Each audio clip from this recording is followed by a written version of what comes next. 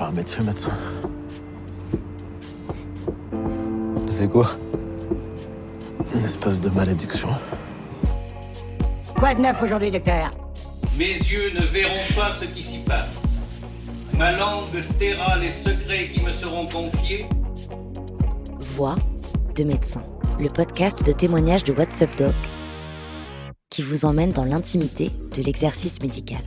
J'ai l'impression que pendant longtemps, les femmes n'ont pas forcément toujours été écoutées quand elles auraient dû être dans leur zone de confiance et de sécurité que doit être la consultation gynécologique, quel que soit le motif pour lequel on consulte, que ce soit en matière de désir de grossesse ou de non-désir de grossesse.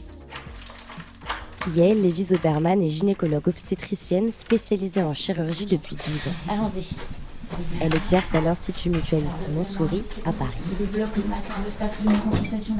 Elle nous a parlé du droit des femmes à disposer de leur corps, de bienveillance et de séries télévisées. Je suis devenue médecin un peu par hasard, c'est un peu bizarre à dire, mais j'avais pas une idée extrêmement positive de ce qu'était la médecine étant enfant, parce qu'ayant la chance d'avoir grandi en bonne santé, j'avais assez peu affaire à des médecins. Et puis à l'adolescence, il y a la série télé Urgence qui est arrivée à la télévision française. Et ça a été une révélation incroyable. Ça avait l'air super excitant.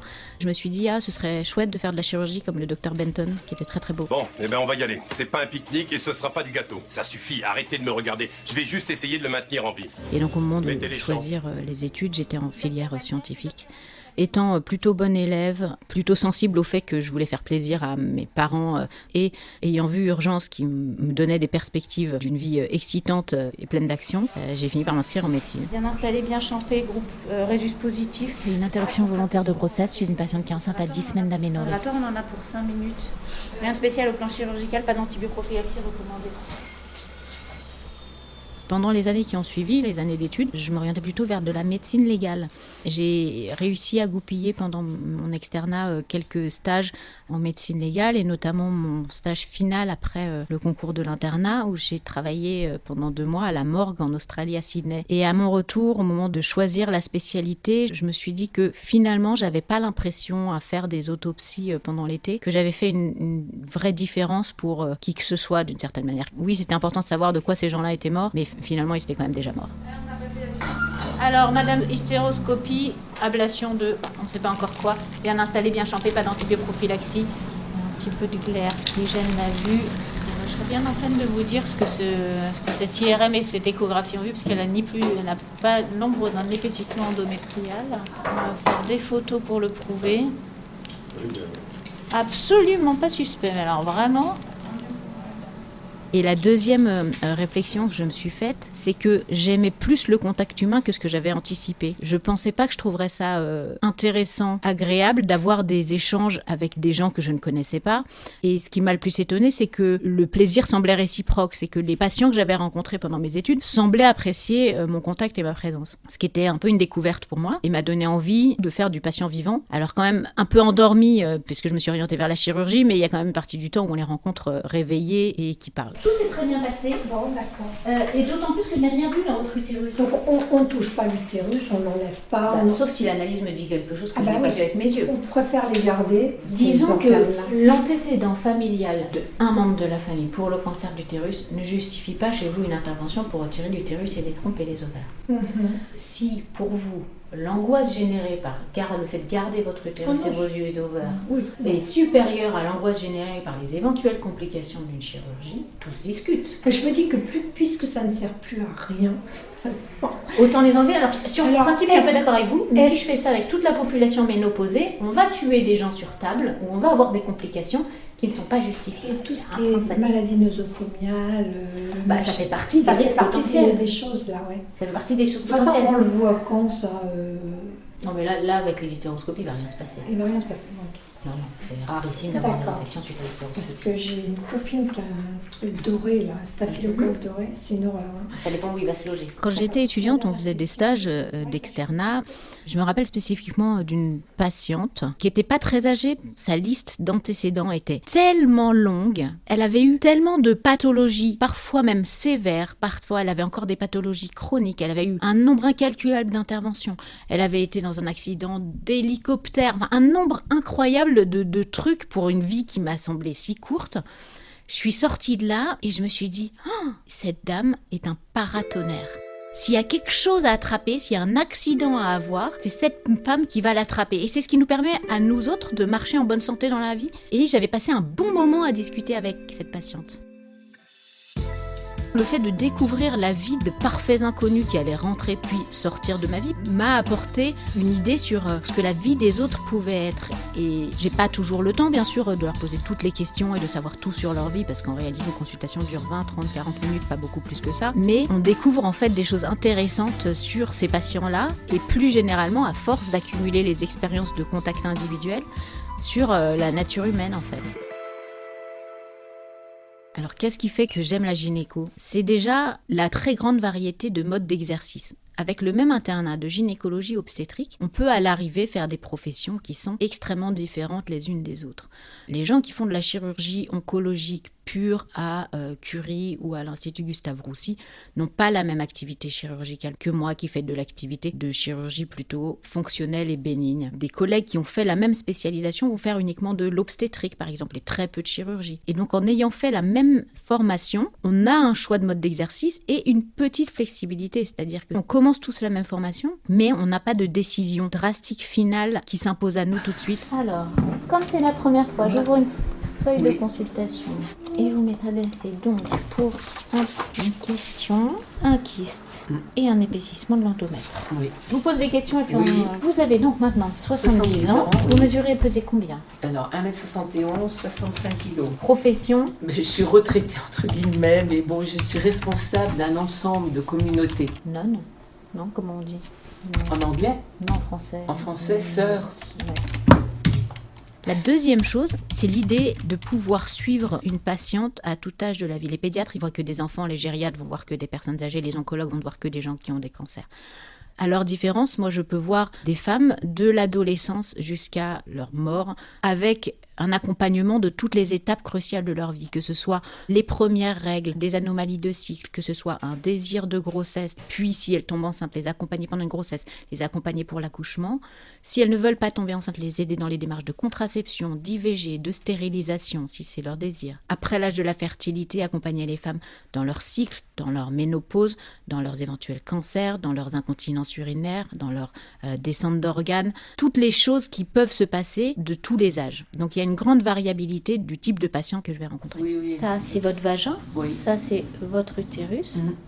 Et donc, on pense qu'il y a un polype à l'intérieur. Oui. Ça, ce sont vos trompes. Je vais vous prescrire Oui. un bilan de sang, mais surtout, Oui. je vais vous proposer une intervention chirurgicale. Oui. L'hystéroscopie pour aller retirer ce qui se passe dans Oui. l'utérus et la célioscopie. Et alors, cette intervention-là, ça entraîne quoi ? Est-ce que ça entraîne beaucoup de fatigue ? La réponse est, ça dépend des gens. D'accord. Une C'est semaine. parce que j'ai beaucoup de réunions. Mais après l'opération, il faut vraiment Une que je semaine m'arrête. où vous ne faites pas grand-chose. Non, moi, c'est plus l'équilibre psychologique général. Vous ne donnez pas l'impression de quelqu'un qui va se laisser déstabiliser Je crois pas. Parce par que un pour petit- moi, c'est important d'être en bonne santé parce que T'as raison. j'ai encore des choses où je peux aider mes sœurs. Le troisième point, c'est que c'est une spécialité qu'on considère comme médico-chirurgicale.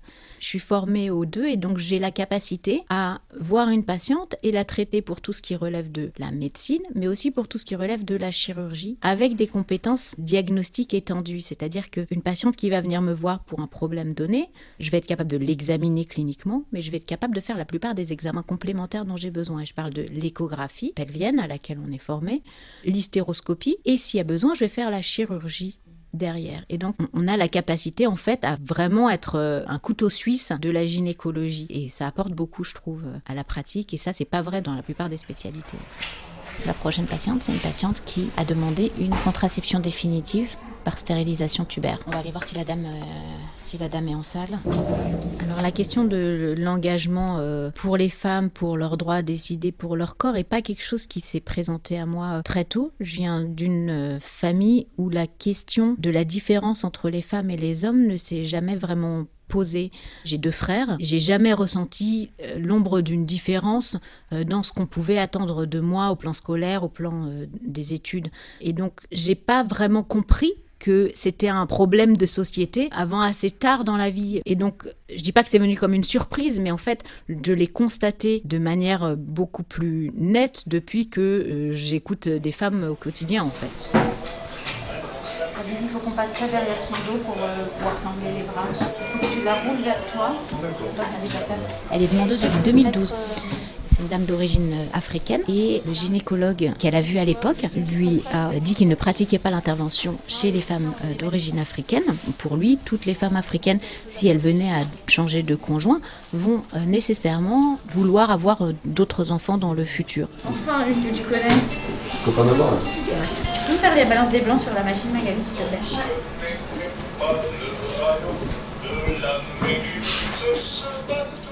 J'ai l'impression, au plan médical, que pendant longtemps, les femmes n'ont pas forcément toujours été écoutées, même quand elles auraient dû être dans leur zone de confiance et de sécurité que doit être la consultation gynécologique, quel que soit le motif pour lequel on consulte. Les gens qui étaient des gynécologues pendant ma jeunesse étaient essentiellement des hommes blancs de plus de 40 ans, qui n'ont pas été forcément formés comme nous, ni à l'écoute ou à la bienveillance, mais aussi qui ont grandi dans une société très patriarcale où leur position de médecin leur donnait l'idée que le savoir est concentré chez le médecin et que sa position l'autorise à ne pas forcément écouter la demande de la patiente et ne pas forcément répondre à sa demande parce qu'on pense savoir mieux pour elle ce qu'elle veut, que ce soit en matière de désir de grossesse ou de non-désir de grossesse. Toi, là, genre, Brassens, ça va ou faut que ça passe? Non, mais pour la prochaine intervention, je change pour vous. Est-ce que je peux avoir du train, s'il te plaît? Alors, on va juste faire un petit tour comme ça, je vais faire un visuel. Moi, j'essaye de croire qu'il faut faire confiance aux gens et que les gens prennent des décisions pour eux et que c'est notre prérogative d'adulte de prendre des décisions sur nous-mêmes. On a le droit de vote, on a le droit de décider de faire des enfants et je crois que faire des enfants est une décision beaucoup plus impactante pour tout le monde que la décision de ne pas faire des enfants. Et on estime que cette décision, elle est plus légitime qu'une décision de ne pas faire d'enfants qui, elle, n'impacte absolument personne à part la seule femme qui prend cette décision. Donc on légitime une décision qui impacte la société tout entière et on rend illégitime une demande qui amènerait à une décision qui n'impacte qu'une seule personne qui est majeure et vaccinée. Et je suis toujours très, très étonnée par ce fossé généré par la perception de la société qui reste une image où dire le rôle de la femme, c'est de faire des enfants. Avec moi une minute, vous pouvez prendre vos affaires. Alors, regardez, les pansements blancs là, c'est purement esthétique. Dès que vous aurez pris la première douche ce soir ou demain, vous pouvez les retirer. D'accord.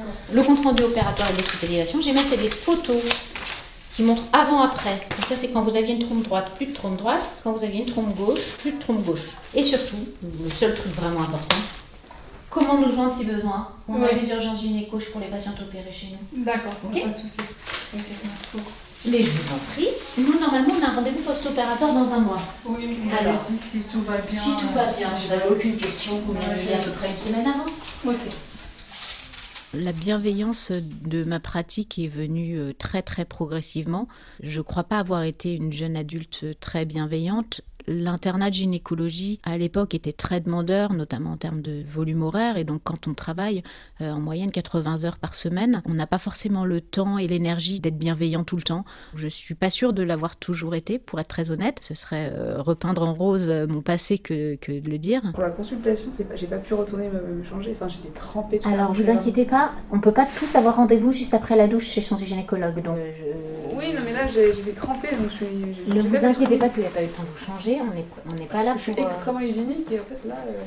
Votre dernier frottis date de quand? Il y a 2 ans, je crois. Ouais, plus de 2 ans. D'ailleurs, j'ai plus de rapport sexuel depuis 1 an. C'est la honte, hein. Je préfère me Alors, préserver, on va pas en fait, avoir de parce que- rapport sexuel pendant Non, mais un an, c'est c'est catastrophique de parce que l'eau de ça toutes les femmes. ça me fait vraiment beaucoup... c'est de la souffrance. J'ai un souvenir, une jeune femme qui est venue au petit matin, vers 6 ou 7 heures du matin, pour un saignement en début de grossesse. Et la jeune femme était, je pense, infirmière, et elle est venue avec sa mère. À 6 heures du matin, moi je suis là déjà depuis la veille, 8 heures du matin, donc je suis à 24 heures de travail.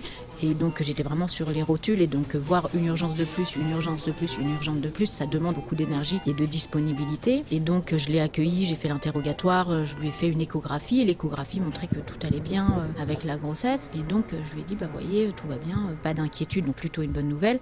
Je tape le compte rendu, j'agrafe le document pour le donner à la patiente, je le tends à sa mère en fait. Et sa mère me dit, merci beaucoup, mais quand même, vous pourriez aussi accompagner ça d'un sourire, ça coûte rien.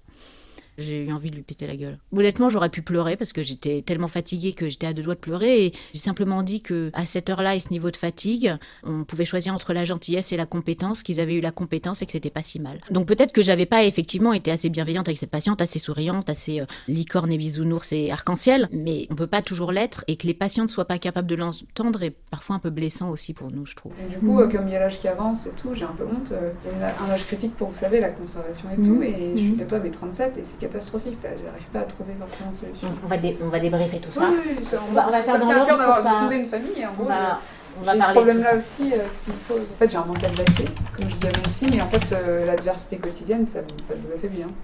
Là, justement, je vais ouvrir un dossier. Je vais vous poser plein de questions de santé générale. Oui, pas de souci. Sur votre santé, tout, y compris la santé mentale, les agressions, des choses comme ça. D'accord. Dans le métier de gynéco-obstétricien, la mort, c'est un peu notre trouille absolue, soit que ce soit celle d'un nouveau-né ou que ce soit celle d'une parturiente, d'une maman. Un des trucs qui est extrêmement difficile pour moi, par exemple, c'est ce qu'on appelle les morts fœtales in utero, quand en fin de grossesse, pour une raison le plus souvent inexpliquée et qui va rester inexpliquée parce qu'on trouve rarement des causes, un fœtus quasiment à terme va mourir in utero dans le ventre de sa mère. Et donc ça va souvent se présenter par quelqu'un, une patiente qui va venir en disant « je sens plus mon bébé bouger depuis tant de temps ».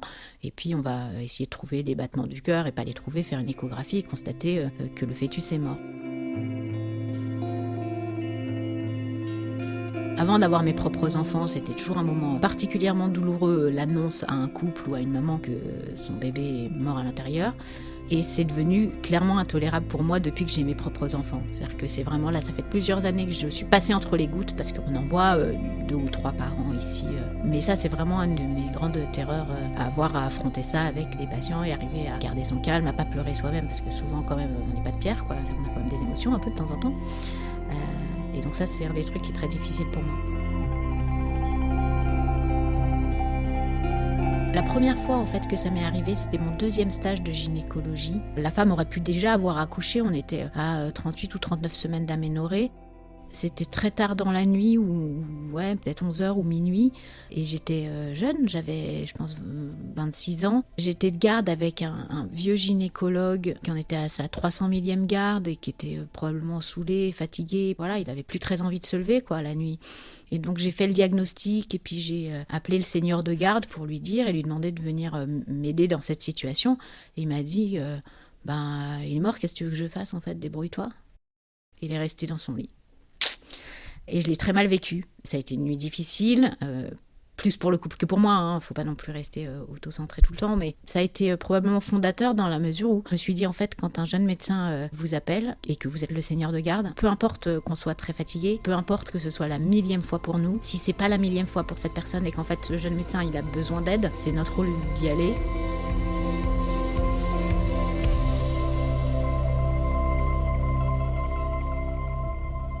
Comment vous vous sentez ?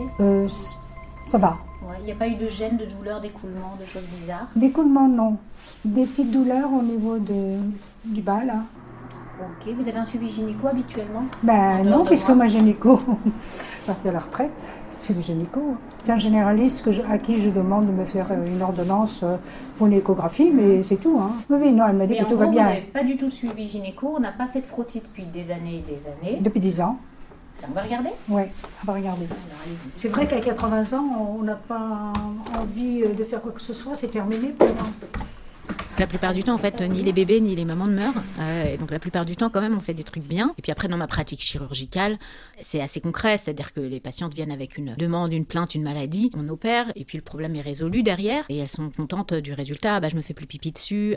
J'ai plus mes règles et c'est super. J'ai plus mal et c'est super. Et donc, on a un résultat qui est très concret pour les patientes et très brutal. En fait, c'est pas comme une spécialité médicale. On va prendre un traitement, puis on va essayer le traitement pendant 3 mois. Et puis au bout de 3 mois, on va dire, non, c'est pas le bon, on va augmenter la dose. Et puis ça va prendre longtemps avant de trouver la bonne solution. Là, c'est assez...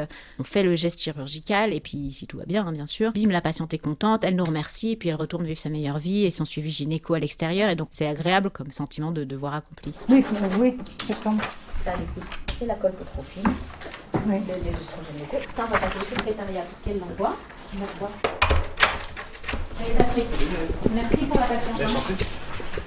J'ai choisi de travailler dans un établissement participant au service public pour plusieurs raisons. J'aurais pu rester dans l'hôpital public, mais à la fin de mon clinica, il n'y avait pas de poste de praticien hospitalier dans l'établissement où j'étais disponible pour moi.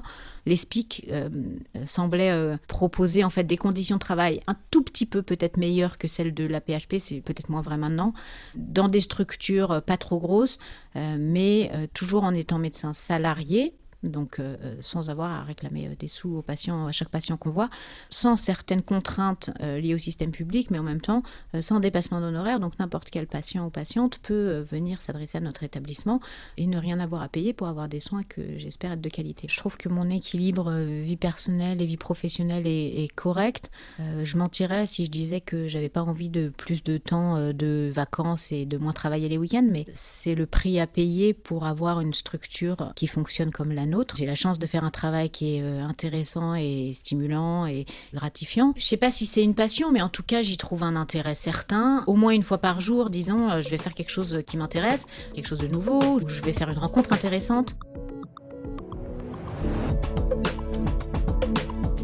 On m'aurait posé la question à l'aube de ma carrière. J'aurais pensé que ce qui était très difficile à acquérir, c'était les compétences techniques et devenir un très bon chirurgien comme dans Grey's Anatomy où il y avait dans Nip Tuck, enfin toutes ces séries-là. Ça donne l'impression qu'il faut avoir des compétences psychomotrices et une coordination millimétrée, sinon la vie du patient dépend à tout instant. Mais les compétences techniques, elles s'apprennent avec du travail, de l'expérience, la répétition.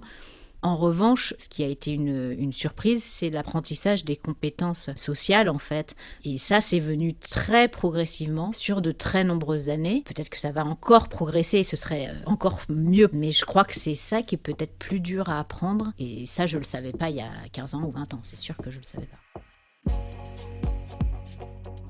Voix de médecin est un podcast de What's Up Doc, disponible une fois par mois, partout où vous écoutez des podcasts. Si vous avez aimé l'épisode, partagez-le avec vos proches et mettez-nous des étoiles.